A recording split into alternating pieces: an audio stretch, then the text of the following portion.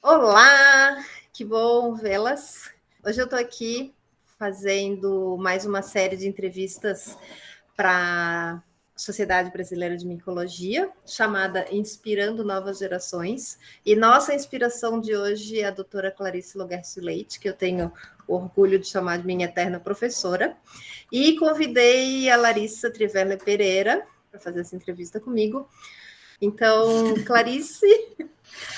muito bem-vinda, tá super charmosa, como sempre, voltando à vida depois do acidente que aconteceu no Congresso de Micologia aqui em Floripa. Surgindo da cinza, qual fênix.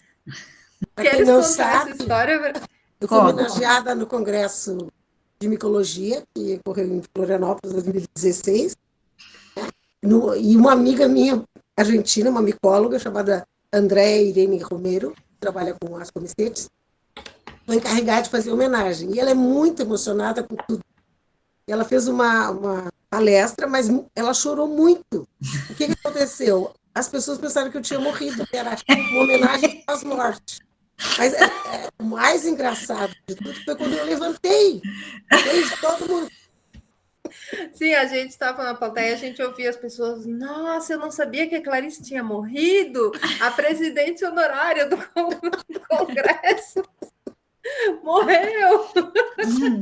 Foi muito divertido. Mas foi uma homenagem absolutamente merecedora, né? E eu acho que com isso a gente pode fazer o gancho de como é que a Clarice saiu de Bagé, o que em Bagé te levou a fazer, né, estudar fungos, e como é que chegou em Floripa? Eu fiz a graduação numa faculdade pequena do interior do Rio Grande do Sul, e quando eu tive a disciplina de patógenos, que era junto com a botânica, eu tive algas e fungos.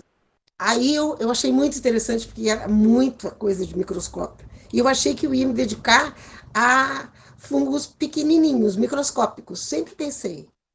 Depois eu fiz um curso de especialização, no ano seguinte que eu me formei, e eu comecei a ler sobre sempre micromicetes, sempre fungos diminutos. Quando eu cheguei e descobri que tinha uma professora no sul do Brasil, vinculada a um curso de pós-graduação, no caso meu foi mestrado, eu me inscrevi, mas quando eu cheguei para as entrevistas, ela disse, não, eu trabalho com macromicetes, degradadores de madeira. E aí começou, e eu gostei, e tinha a parte microscópica, e tinha a parte de campo, mas principalmente eu gosto mais de laboratório, na verdade. E foi a minha iniciação devido a isso. Né? Ao fazer o mestrado lá em Porto Alegre, eu pude fazer curso em Bariloche com o Dr. Singer, o Rolf Singer, o americano. Só que ele furou. Ele não furou. Nós fomos muitas pessoas. Pelo menos estava em Bariloche, né? Pelo menos era lá. E a doutora Irma Gamundi, Ramos, que nos acolheu na casa dela e eles ficaram muito constrangidos, porque não era só brasileiro, eram peruanos, paraguaios, várias pessoas que gostavam de agaricales e queriam fazer o curso com ele. E ele não apareceu. E elas deram um curso. Então nós fizemos muitas coletas em Bariloche, todo mundo junto, todas as pessoas que tinham ido, tinham gastado passagem aérea, né? Imagina. Porque o doutorado tu fizesse lá depois, que foi quando conhecesse a Andréa, né? Sim, foi depois. Mas antes de ter ido para o doutorado, eu já tinha feito esse curso. Era um curso internacional de agaricales.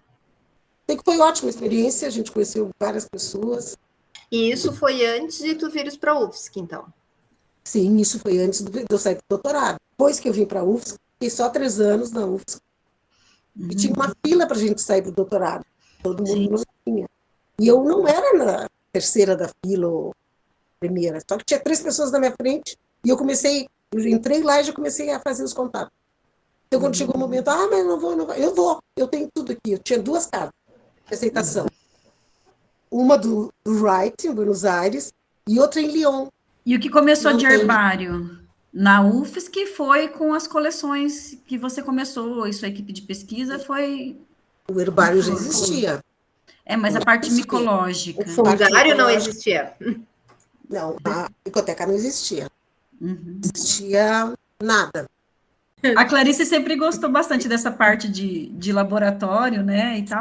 Mas eu até queria perguntar se das excursões que faziam pelas caminhadas em Floripa, que a Clarice teve bastante tempo coletando em Florianópolis e a região de Santa Catarina, se tem alguma espécie em especial que você gostou de ter visto, se tinha uma favorita, ou alguma que encontrou uma vez e ficou feliz por ter encontrado. Mas a que eu gosto, que eu encontrei, é aquela espécie, aquele gênero que a gente encontrou aí no parque. Quando eu me abaixei e virei o fungo, ele parecia uma romã vermelha. Uhum. Aquilo foi muito emocionante, porque primeiro parecia uma espécie gelatinosa, e era um aspecto sério, estava úmido, depois sequinho. E essa mistura de ser, por cima, um secão pálido e sem muita cor, que é um poliporáceo, com a beleza de ser uma fistulina hepática, vamos dizer. Essa foi uma espécie assim. Mas eu também gostava muito quando eu encontrava a Zerói rubra, por exemplo, que agora se chama Phallus, né? E era linda, parecia federantíssima, mas linda, que parecia uma perfeição. Todas essas, os gasteromicetes, com essas características que eram inusitadas, eu gostava disso, entende? E eu trabalhei sempre com um grupo de fungos que não tinha muita diferença de coloração, não tinha muita coisa assim. Outra que eu gostava muito era o Ganoderma. Todas as espécies de Ganoderma, que até tem um trabalho aí, era muito, muito interessante. Essa história do Rubroporus é interessante, né? Porque era um novo gênero que foi encontrado ali na botânica, né? Onde a Clarice trabalhava, e que não é comum, porque a gente não vê um monte de gente encontrando ele por aí, ou E mandando mesmo fotos. aqui a gente não vê quase. É uma espécie raríssima. A Logersilete fica muito orgulhosa de ter começado uma linha e que isso tenha ficado tão. Eu acho assim que é um legado, do ponto de vista acadêmico, para o estado de Santa Catarina, o que aconteceu com a micologia, que é óbvio. Assim, do zero, olha o que é hoje. Só de eu ter saído e 2 pessoas terem entrado no meu lugar, é uma vitória assim, ó. Eu tive sorte de ser procurada por pessoas que eram do jeito que eu achava que elas deviam ser. Especialmente as meninas. Independentes. Os meninos eram muito mais dependentes. Eles queriam me transformar numa espécie de mãe dele. Eu nunca senti isso das meninas. Uhum.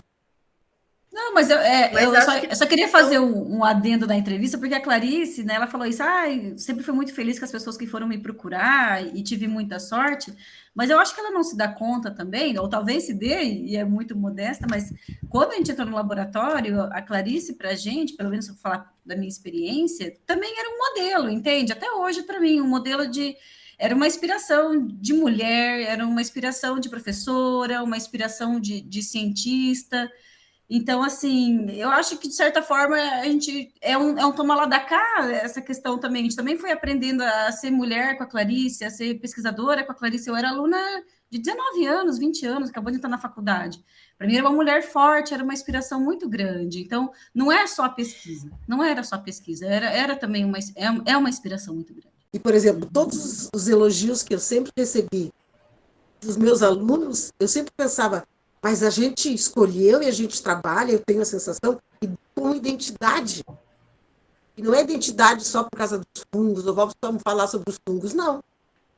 Ao contrário, falar sobre o que é ser uma mulher, o que é ser uma mulher num lugar em que, por mais que seja mais livre que os outros, ainda a gente tem que lutar, às vezes, para ser muitas vezes. Uhum. Continuamos. E é uma coisa inadmissível. Né? Eu ia a reuniões, teve reuniões que eu resolvi perguntar para o colega qual era o problema. Então, é esse tipo de coisa, eu fico vendo a postura que eu tomei na minha vida, que é a vontade dos meus traumas, é ser enfrentadora, ser quase masculina, para conseguir lidar. Aí eu consigo parar. Eu não consigo, entende? Não. Uhum. Até os alunos que eram rebeldes, os que tinham coisas, eu sempre fui para cima. Eu me lembro, na época, o João André Jericó, companheiro, dizia, um dia um aluno vai te bater. Não, eles batem em quem baixa a cabeça para ele. Eu tinha que ter esse enfrentamento numa sala de aula.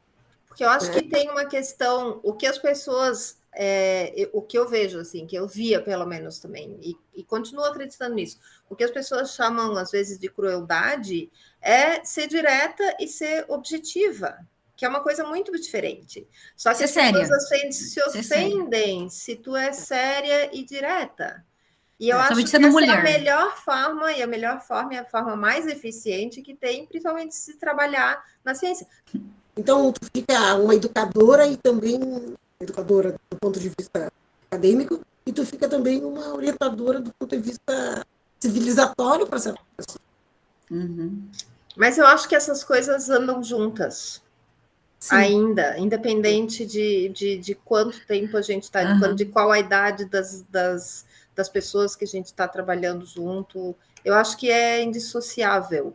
E junto vem a parte da emoção, eu acho, do afeto, que para mim também é indissociável, né? De ter um carisma pelas pessoas todas que estão ali, algumas mais, outras menos interessadas na tua aula, né? Mas que a gente faz um esforço para conquistar, né? É quase um flerte da aula, é um teatro e um flerte, assim, eu penso também. E não dá para separar as coisas. Eu acho que um professor é, de certa forma, em vários aspectos, um artista. Muito. Ele representa, ele tem o texto, que é o que ele deve saber muito bem, estudar sempre, etc., né? Mas também fazer essa performance, que tem que ser isso. Flertar com as pessoas, seduzir, não é? Independente, eu me lembro de um aluno uma vez me disse, mas a senhora não gosta de mim. Eu não gosto. Não tenho que gostar de ti. O objeto de amor é a micologia, eu não tenho. Quem tem que gostar de ti é tua mãe, tua namorada. Exatamente.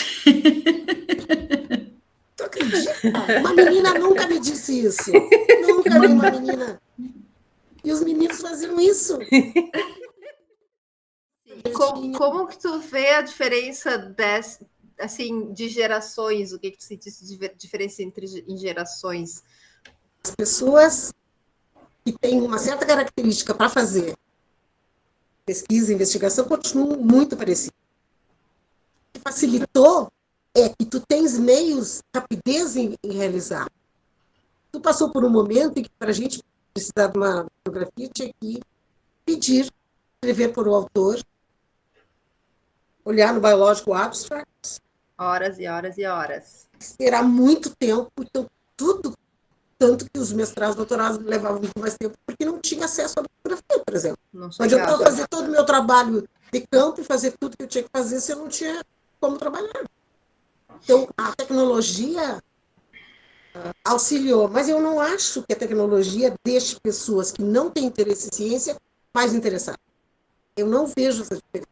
Eu acho que as pessoas que têm conseguem usar esses tipos de mecanismos mais recentes e fazer um trabalho melhor com mais qualidade. Eu acho que é anterior a isso.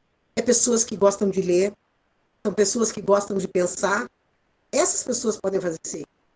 Pensar profundamente sobre certas coisas, até sobre a existência, entende? É isso que faz com que a gente possa fazer, pensar e fazer coisas. Senão a gente vira um replicador de metodologias, sem esse pensamento maior e mais abrangente. Por que a gente admira, eu particularmente, os antigos micólogos? Porque eles não tinham microscópio, não tinham nada, e olha que coisas perfeitas que eles fizeram. Trabalhos que pensam, porque foi muito tempo para pensar, eu acho que tem que ter esse tempo. Não é? Essa vontade, essa capacidade de pensar e de fazer as coisas, mas também essa dedicação tem que decantar, tem que passar um tempo para a gente amadurecer. Uma coisa mais que tu queira contar de alguma experiência marcante, ou então deixar um recado, assim, filosofar aqui para as futuras gerações, inspirar as futuras gerações. Novos micólogos. Eu tenho uma coisa que eu acho que as pessoas têm que pensar muito, ler muito, e ter muita aptidão no que elas fazem. Estou falando com duas mulheres aqui na minha frente que são muito versáteis. Elas fazem muitas coisas, entende? Essa versatilidade, essa que é uma força interior de vocês, as duas, e de muitas pessoas é importante para quem faz ciência. É importante para quem queira. E tem que ter, apesar dessa pressão toda, a gente tem que ter paciência e achar que um dia vai dar certo, não com uma coisa de esperança nem nada, com persistência. Pensando persistentemente que eu vou seguir aqui, eu quero isso e isso vai ser o que eu tenho. Eu tenho que, vou lutar.